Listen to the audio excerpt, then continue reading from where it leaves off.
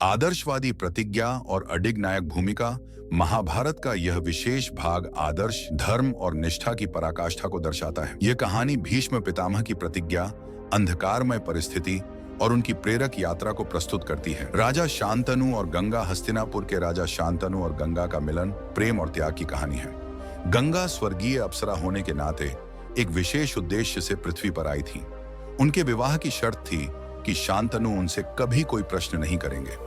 गंगा ने उनके 8 पुत्रों को जन्म दिया, लेकिन 7 को नदी में बहा दिया, क्योंकि वे 8 वसुओं के रूप में श्रापित थे। जब 8वें पुत्र को बहाने की बारी आई, तो शांतनु ने उन्हें रोक दिया। गंगा ने अपनी वास्तविकता प्रकट की और अपने पुत्र देवव्रत भीष्म को शांतनु को सौंपकर चली गई। देवव्रत का त्याग। देवव्रत एक योग्य और धर्मनिष्ठ राजकुमार बने। जब शांतनु को मत्स्यगंधा सत्यवती से प्रेम हुआ, तो विवाह की अड्डराशनें सामने आईं। सत्यवती के पिता ने मांग रखी कि उसके वंशज ही राजा बनेंगे। देवव्रत ने हस्तिनापुर के कल्याण के लिए सिंहासन और विवाह का त्याग किया। उनकी इस भीषण प्रतिज्ञा ने उन्हें भीष्म की उपाधि दिलाई। कुरुवंश की जटिलता। सत्यवती और शांतनु के 2 पुत्र हुए, लेकिन दोनों ही असमय मृत्यु का शिकार हुए। हस्तिनापुर की गद्दी के लिए कोई उत्तराधिकारी न होने के कारण सत्यवती ने अपने पुत्र वेदव्यास से नियोग प्रथा के तहत विधवाओं से संतान उत्पन्न करने का आग्रह किया।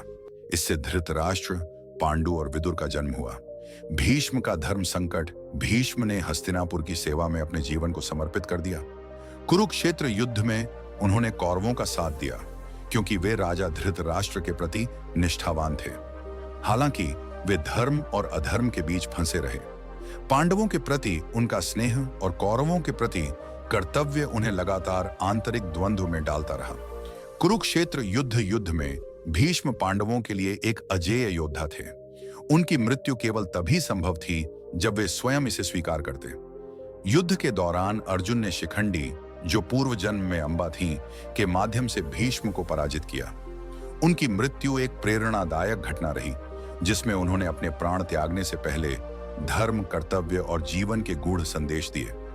निष्कर्ष, भीष्म की कहानी त्याग, निष्ठा और धर्म की अद्वितीय परिभाषा है। उनका जीवन हमें यह सिखाता है कि सच्चा कर्तव्य कठिन परिस्थितियों में भी निभाना चाहिए।